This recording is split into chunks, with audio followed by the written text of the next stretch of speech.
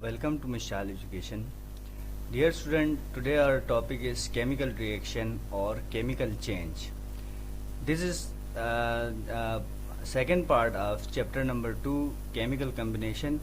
इसकी पहली वीडियोस जिन्होंने नहीं देखी वो डिस्क्रिप्शन में लिंक गिवन है, वहाँ से चैप्टर नंबर 2 के पार्ट 1 को देख लें ताकि आपको समझने में आसानी हो। और नए आने वाले स्टूडेंट्स काइंडली हमारे चैनल को सब्सक्राइब कीजिए और बेल आइकन का बटन ज़रूर प्रेस कीजिए ताकि हमारी हर आने वाली वीडियोस आप तक बर वक्त पहुँचती रहे।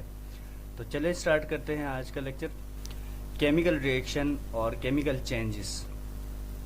Chemical reaction is that change in which chemical composition of substance is alter, यानी एटम्स अपनी जगह तब्दील करती हैं और एटम खुद इस किसी केमिकल रिएक्शन के दौरान चेंज नहीं होते।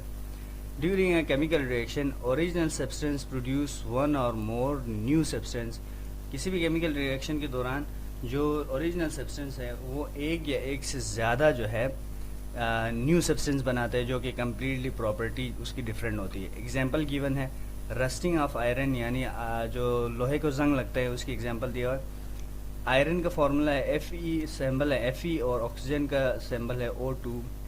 इन दोनों का जब रिएक्शन होता है तो आयरन ऑक्साइड Fe2O3 यानी आयरन ऑक्साइड, जिसको रस्ट कहा जाता है, इसकी प्रॉपर्टी टोटली डिफरेंट होती है इन दोनों से। उसके अलावा बर्निंग कोयले जब जलता है तो कार्बन जो है और ऑक्सीजन की रिएक्शन हो रहा होता है और प्रोडक्ट में जो है कार्बन डाइऑक्साइड बनता है जिसकी प्रॉपर्टी कम्प्लीटली दोनों से डिफरेंट होता है। उसके बाद टाइप्स ऑफ केमिकल रिएक्शन हम पढ़ने जा रहे हैं। There are 5 types of chemical reaction. Number 1 decomposition reaction, number 2 addition reaction, और इसको combination reaction, sometime it is called synthesis reaction. Third है सिंगल डिस्प्लेसमेंट रिएक्शन, फोर्थ है double displacement reaction, and fifth one is combustion reaction. सबसे पहले हम decomposition reaction को study करेंगे। Decompose होना, टूट जाना। Decomposition reaction is that chemical reaction in which one substance divide into 2 और मोर सिंपलर सब्सटेंस, यानी डीकम्पोजिशन रिएक्शन में जो है एक ही सब्सटेंस टूट के जो है 2 सिंपलर सब्सटेंस में कन्वर्ट होता है। एग्जाम्पल आपको दे दूं तो कैल्शियम कार्बोनेट है, यहाँ पे कैल्शियम कार्बोनेट CaCO3, ये टूट के जो है इसको हीट करने पे टूट जाता है और कैल्शियम कार्बोनेट और कार्बन डाइऑक्साइड में कन्वर्ट हो जाता है। इधर लिखा हुआ है in this reaction calcium carbonate on heating is divided into calcium oxide and carbon dioxide gas. Second है एडिशन रिएक्शन या कम्बिनेशन रिएक्शन।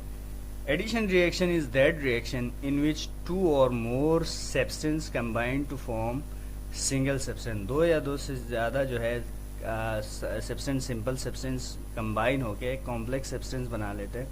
अगर ऊपर वाले रिएक्शन को रिवर्स कर दिया जाए तो कैल्शियम ऑक्साइड और कार्बन डाइऑक्साइड कंबाइन होके कैल्शियम कार्बोनेट बना लेता है। ठीक है। उसके बाद है थर्ड सिंगल डिस्प्लेसमेंट रिएक्शन।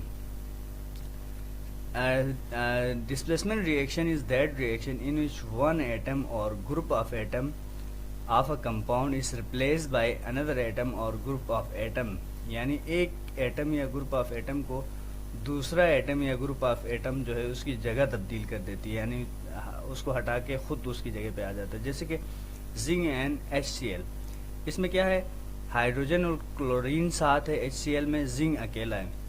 अब जब इन दोनों का रिएक्शन होता है तो ये क्लोरीन जो है हाइड्रोजन से हट के यानी जिंक के पास आ जाता है। तो मतलब ये जो हाइड्रोजन के साथ जो क्लोरीन था वो जिंक ने ले लिया, तो जिंक क्लोराइड और हाइड्रोजन गैस अलग हो जाता है। यानी in this reaction hydrogen chloride is replaced by zinc. Basically किया क्या है, जिंक ने हाइड्रोजन को यहाँ से रिप्लेस किया है और ख़ुद उसकी जगह पे आ गया।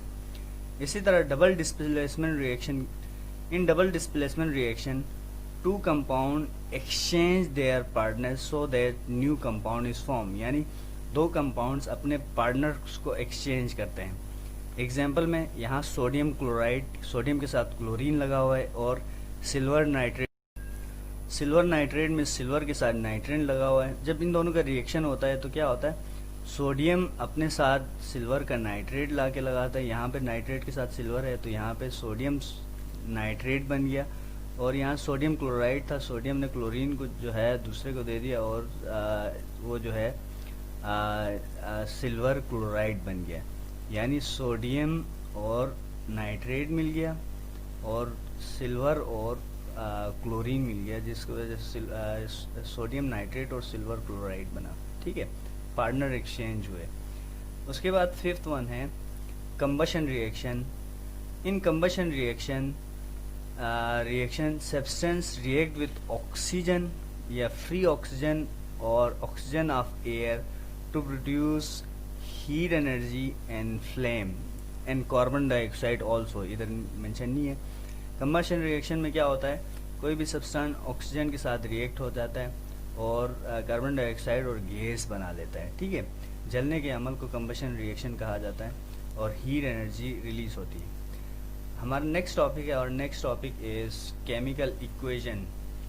Chemical equation is the method of expressing chemical reaction in terms of symbol. Chemical equation जो है एक मेथड है जिसमें जो है हम केमिकल रिएक्शन को सिंबल के फॉर्म में लिखते हैं। Formula of substance involve in chemical reaction. Chemical reaction में सब्सटेंस के फार्मूले जो है लिखे जाते हैं, जैसे कि कार्बन और ऑक्सीजन मिलके कार्बन डाइऑक्साइड बन गया, यानी C+O2 CO2। अब पॉइंट्स हम याद रखने हैं इसमें। पहला पॉइंट है the reactants are on the left side, यानी जो जिन चीज़ों को कंबाइन करना है ना उनको लेफ्ट साइड पे रखना है, and of the reaction and the products are on the right hand side of the reaction. और जो चीज़ नया बनता है ना, न्यू चीज़ बनती है, वो जो है राइट साइड पे होनी चाहिए। उसके बाद balance of chemical equation done by coefficient, यानी इसको बैलेंस करने के लिए कोएफिशिएंट यूज़ करेंगे। यहाँ पे देखें, यहाँ पे तो बैलेंस है, कार्बन एक यहाँ पे है एक यहाँ पे है, ऑक्सीजन दो यहाँ पे है दो यहाँ है, ये बैलेंस है। अगर बैलेंस नहीं होता तो हम उसके सामने 2 3 लगा के बैलेंस करते हैं। ठीक है, उसके बाद डेल्टा और an arrow indicates the reactant is heated to give product. अगर इसके बीच में डेल्टा का साइन बनाया जाए, ट्रायंगल का साइन बनाया जाए, इसका मतलब ये है कि हीट एनर्जी हमने इसमें दिया गया, इस रिएक्शन को कैरी आउट करने के लिए दिया है। उसके बाद catalyst is represent by its symbol written over the arrow. अगर कैटलिस्ट इसमें यूज़ हुआ है तो इसके ऊपर लिखेंगे, जैसे कि वेनेडियम पेंटाऑक्साइड, अच्छा आयरन वगैरह कैटलिस्ट यूज़ होता है जो कि किसी भी रिएक्शन को फास्ट करने के लिए यूज़ करते हैं, तो उसको जो है इस एरो के ऊपर बनाना ज़रूरी है। ठीक है, उसके बाद बैलेंसिंग केमिकल इक्वेशन। किसी भी केमिकल इक्वेशन को बैलेंस कैसे करेंगे? Balance chemical equation gives following information, कुछ इन्फॉर्मेशन देते हैं। The nature of reactant and product और रिएक्टेंट्स के नेचर को बताते हैं, और relative number of each atoms each reactant and product, यानी उन रिएक्टेंट और प्रोडक्ट के नंबर्स को भी बताते हैं। अब केमिकल इक्वेशन को बैलेंस करने के लिए कुछ रूल्स है, 5 रूल्स है, उसको फॉलो पढ़ेंगे। उसके बाद हम जो है बैलेंसिंग करके दिखाएंगे आपको। Right the given formula of all the reactant. सबसे पहले रिएक्टेंट के फार्मूला लिखना है on the left hand side of the end the formula of the product on right hand side, और प्रोडक्ट का फार्मूला राइट हैंड साइड पे लिखना है। ये रिएक्टेंट का फार्मूला है और ये प्रोडक्ट का फार्मूला है। उसके बाद mention the number of atom on the both side of the chemical equation. दोनों साइड पे जो है नंबर ऑफ एटम्स को भी रिप्रेजेंट करना है, कितने एटम्स है। उसके बाद if the number of atoms appears more on one side than other side, यानी एक साइड पे अगर नंबर ऑफ एटम्स ज़्यादा हो जाए दूसरे साइड से, balance the equation by inspecting method. अब उसको जो है एक मेथड से उसको बैलेंस करना है। For this purpose multiply the formula by coefficient, यानी इस मकसद के लिए कोएफिशिएंट इसके सामने कोई नंबर लगा के जो है उससे मल्टीप्लाई करना होता है। To make the number of atom same on both side, दोनों साइड पे नंबर ऑफ एटम बराबर होता है, क्योंकि law of conservation of atom को भी फॉलो करना। देखिए इस रिएक्शन में देखें इस साइड पे ऑक्सीजन 3 है और यहाँ 2 है, तो ये बैलेंस नहीं है, तो इसको बैलेंस करना ज़रूरी होगा। उसके बाद फोर्थ पॉइंट है the covalent molecules of hydrogen, oxygen, nitrogen, chlorine exist diatomic molecule, यानी कोवेलेंट मॉलिक्यूल है जैसे कि हाइड्रोजन, नाइट्रोजन, ऑक्सीजन, क्लोरीन, ये जो है दो जो है एटम साथ होते हैं रादर देन आइसोलेटेड एटम। इनको एटॉमिक फॉर्म में नहीं लिखेंगे, यानी मॉलिक्यूलर फॉर्म में लिखेंगे। उसके अलावा finally check the balance equation, उस बैलेंस इक्वेशन को चेक करें कि दोनों साइड पे हर एटम बराबर है कि नहीं है। अब इस रिएक्शन में देखें, पोटाशियम क्लोराइड यानी CClO3 प्लस पोटाशियम क्लोराइड बनता है पोटाशियम क्लोराइड और ऑक्सीजन। अब बैलेंस नहीं है, तो हम देखेंगे इस साइड पे पोटाशियम कितने हैं, 1 है, क्लोरीन कितने हैं, 1 है, और ऑक्सीजन कितने हैं, 3 है। दूसरी साइड पे पोटाशियम 1 है, क्लोरीन 1 है और ऑक्सीजन 2 है। पोटाशियम और क्लोरीन रिएक्टेंट और प्रोडक्ट दोनों में बराबर है, लेकिन मसला ऑक्सीजन का है। ऑक्सीजन यहाँ 3 है, यहाँ 2 है, तो हम इस ऑक्सीजन को बैलेंस करेंगे। उसको बैलेंस करने के चक्कर में बाकी सब भी डिस्टर्ब हो जाते हैं, लेकिन आपने इस चीज़ का ख्याल रखना है। तो सबसे पहले हम इसको बैलेंस करने के लिए क्या करेंगे, देखो 2 और 3 सेम फार्मूले में, यानी इन दोनों का एलसीएम 6 होता है, तो हमें दोनों साइड पे 6 बनाना होगा। यानी यहाँ पे 3 लगाएंगे, 3 2 ज़ा 6, तो यहाँ पे हमें 2 लगाना पड़ेगा, 2 3 ज़ा 6। इधर 2 हमने प्लेस किया, जिसकी वजह से पोटाशियम और क्लोरीन भी 2 2 हो गए, तो हम यहाँ पे 2 लगा के पोटाशियम क्लोराइड के साथ 2 लगा के इसको बैलेंस कर सकते हैं। यहाँ पे आप इस स्टेटमेंट को खुद रीड कीजिएगा। यहाँ पे क्या किया, 2 यहाँ पुट किया, 2 पुट करने पर जो है ये 2 पोटाशियम के साथ भी लग गया, क्लोरीन के साथ भी, ऑक्सीजन के साथ भी।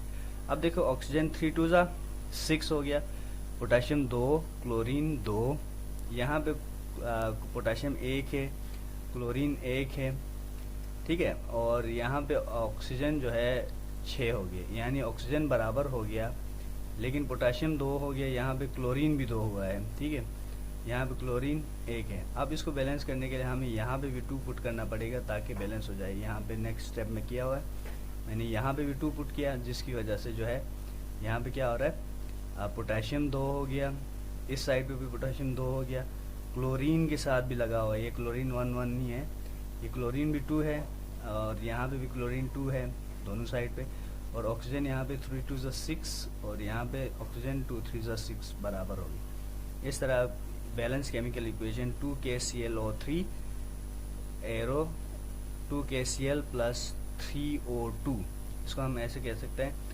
when 2 moles of potassium chlorate break down it forms 2 mole of potassium chloride और 3 mole of oxygen। उसके बाद कंसेप्ट ऑफ मोल को हम यहाँ पे स्टडी नहीं करेंगे, और इस तरह हमारी ये चैप्टर कंप्लीट हो गया। अगर आप जो है फिल इन द ब्लैंक्स को देखना चाह रहे हैं तो मैं स्क्रीन दिखा रहा हूँ, लेकिन आप लोग खुद सॉल्व करेंगे।